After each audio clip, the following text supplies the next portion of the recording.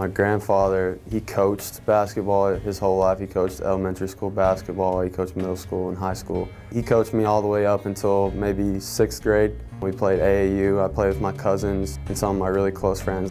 He was always tougher on me than the other players and expected a lot more out of me than the other players. That got me used to, being like the best player on a team and, handling that responsibility. And he always preached to me to be more aggressive and try to score more, and also to not be afraid to be a really good player. He was always trying to teach me how to just go out there and be the best that you can be. My family, I'd never had a lot of money growing up, and it costs a lot of money to go to AAU tournaments. Where I'm from, it's a really small town. You don't get recruited in high school around there. You get seen by coaches in AAU tournaments. I remember me and my grandpa would go around to, local businesses, ask them if they could give me some money to play in that tournament. And he would just pay out of his pocket sometimes, give me $100.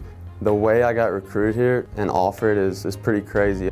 Coaches called me. They wanted me to come to their elite camp, and their elite camp costed around $1,000. My mom told me that we couldn't afford it at the time. I remember sitting there in my bed with my mom just holding each other, crying because I wouldn't be able to come to this. And I had no other Division I offers.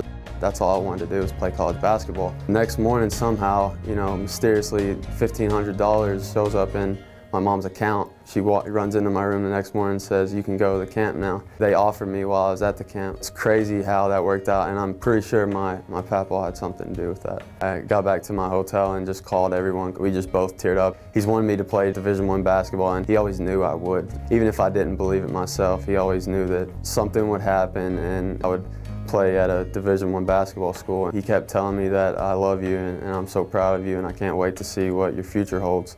He's always calling me after games, telling me what I need to work on, what I did well, mostly what I need to work on though. I even got a tattoo of his name, Papa, on my wrist.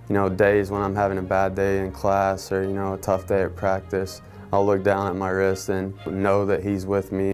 If I could say one thing to him, I would just say thank you for, being a role model. He always gave me advice, but I could just watch what you do and then try to emulate that, and that has made me a much better person.